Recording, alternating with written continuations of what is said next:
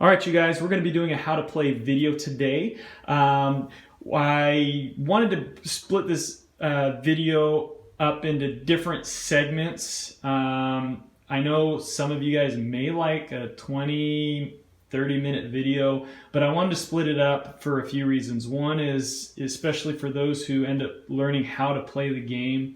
And if you forget like one little rule or you're not exactly sure about one small thing, it's sometimes tough to thumb through a 20-30 minute video. So I feel like it's a lot easier to split it up into segments, not only for that, but also to really focus on each individual element of the gameplay. It's a very simple game, but it does require a lot of strategy. It's a lot of fun, but we do want to make sure you guys can understand it, so we wanted to organize it into little segments just so to help you guys understand it a little bit better.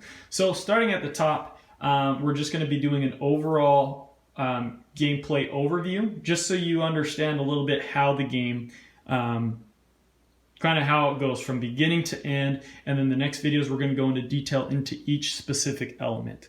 All right, so if you have any questions, let us know. A lot of them will be covered here. We're going to try to get these how to play videos out really soon. So starting at the top, lore-wise, it's really important to understand the story.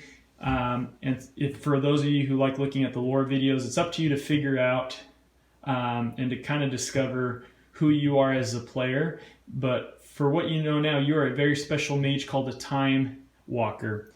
All right, and as a Time Walker, you basically act as a mage, but you have something a little bit else, something a little bit different about you. And again, that's something you can figure out yourself. But as the point of the mage is you use your spells to cast and to fight against other mages and your opponents to defeat them. The point of the game is the first one to get 50 points of power wins the game. They win the battle. They win the magical duel, so to speak.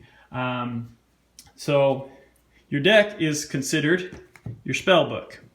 Now I'll be moving the camera around so that way you can kind of understand the overlay of the field. But your deck is considered your spell book. Now when your cards, actually we'll talk about it now. Your deck is split up into 3 different kinds of cards. You've got your summons. Now your summons will have a cost and a power. For example, this one doesn't cost anything, but this has 1 power, as opposed to Skeleton Warrior has a cost of 6 and has a power of 11. And we'll explain that real quick. So you've got your summons, you've got your spells. S stands for spells. Everything has a cost, and S stands for spells. Spells mean you can cast them on your turn. You have other kinds of spells. Your counter spells, C stands for counter. This can only be used as a counter, which means you can play it on your opponent's turn, countering something they do, or on your turn if a player is countering your counter, if that makes sense.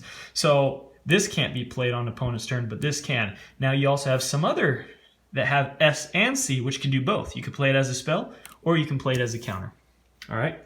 So you've got your summons, your spells, and you have artifact cards. All right? E, those are cards you can equip. All right? Same thing, has a cost. So you have 3 different types of cards that go into your spell book. Now, we do not have what's called a graveyard. We have kind of a discard pile called a cooldown pile. And again, we'll talk about that, I believe, in the next video, what that means. But when you have summons that get destroyed, they do not go to your discard or your cooldown pile. And we'll explain that here in just a second. But on the field, there are 4 different zones. Now, don't let that scare you. It's actually very simple. So your first zone is called your active zone. This is where your summons will do battle against your opponent. So basically, everybody will start off with 10 cards in their hand. You always make sure at the start of each, there's 2 phases. You got your pre-battle stage, is basically where you draw until you have 10 cards, and then you do your summons placement. You place them out on the field and get ready. Once you prep everything, then you enter the battle phase where you're battling against your opponent to try to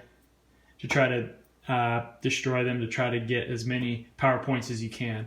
And once that battle is over, you reconvene, you gather everything back up, and do it again.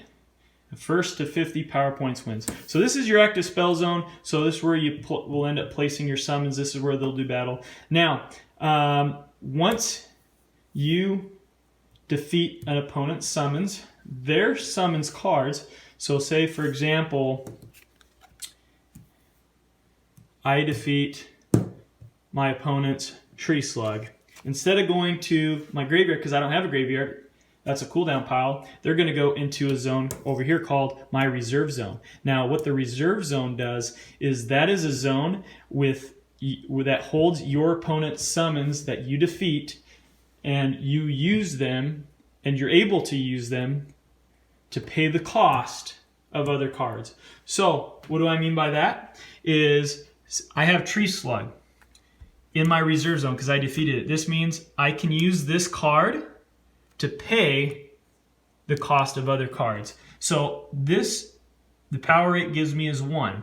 I can use that to pay the cost of a card that has 1 or multiples to be able to pay. So for example, Skeleton Warrior 6. So I can use Tree Slug along with other ones. I just need to be able to use at least 6 points of power to be able to pay the cost of this. All right, that's what your reserve zone is for. Again, we'll go more into depth on that, but just know your reserve zone is where you store the pool of summons that you defeat to be able to pay the cost of your summons. Now, once you use these summons and pay the cost of other ones, they no longer stay in your reserve zone. They go into your final zone called your safe zone. This is the zone of your opponent's summons in which you've used them already to pay the cost of something else, whether it's an equipment, a spell, anything like that. All right? Means you cannot use these anymore to pay the cost of anything else because you've already used them. All right? And then first one to get 50 points within their reserve pile and their safe zone, 50 points within here, will win the game. Pretty simple. Now the last zone is called your player zone.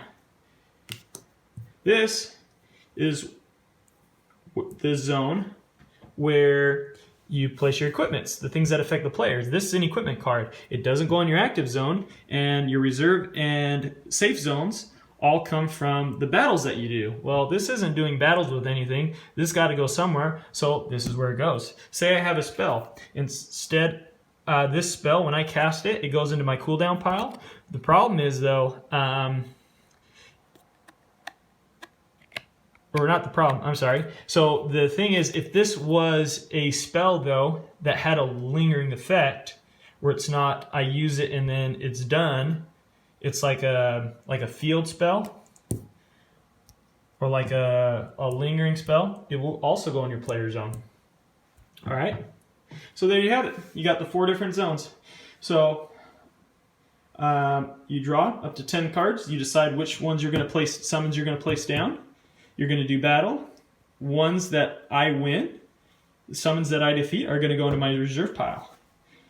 And once I start paying the cost or using these to pay the cost of my other summons that I want, especially in later battles, or my spells, or pay for my equipment, I will move them to my safe zone, where I can no longer use them to pay the cost. So you can see that you're going to need to keep performing well to be able to make sure that you can definitely win the game. So it's not, once you have happen to have a good setup, you're going to basically autopilot from there. No, you have to keep playing. You have to keep making sure that you're playing all of your cards right to be able to keep winning. And then once the battle is done, all the summons, they come back into your hand, and then you go to your pre-battle phase where you start to decide which ones you're going to place and how you're going to place them. Again, we'll talk about that later, Now, for your spellbook, your deck, you will need at least 36 cards. Now, the nice thing, the way we set it up is 36 cards will come to you as you get 2 booster packs. 2 booster packs automatically is set up to make a playable deck. So there's a lot of cool things that we implemented we did a lot of research on problems with different TCGs and kind of what different forums and communities felt were the problem with different card games. So we came up with a fun, really simple but very strategic way to be able to overcome those pitfalls that a lot of TCGs have, and one of them being this idea where people will get the booster packs and they're only looking for a card and everything else is useful. In the next videos, you're going to start to see why that's not true for Alaria TCG. So hopefully you get kind of an idea of how it works.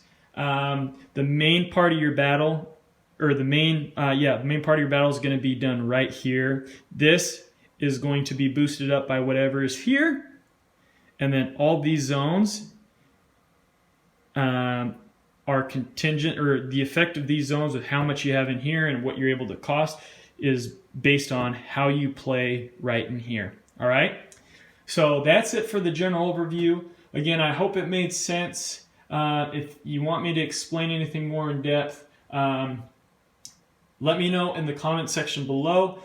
Again, look out for the other videos. We are going to be posting these hopefully pretty quickly, hopefully within the next day or maybe even today if we can. But let me know if you do have any questions. Hopefully it made sense. Thank you guys so much for watching. Until our next How to Play video.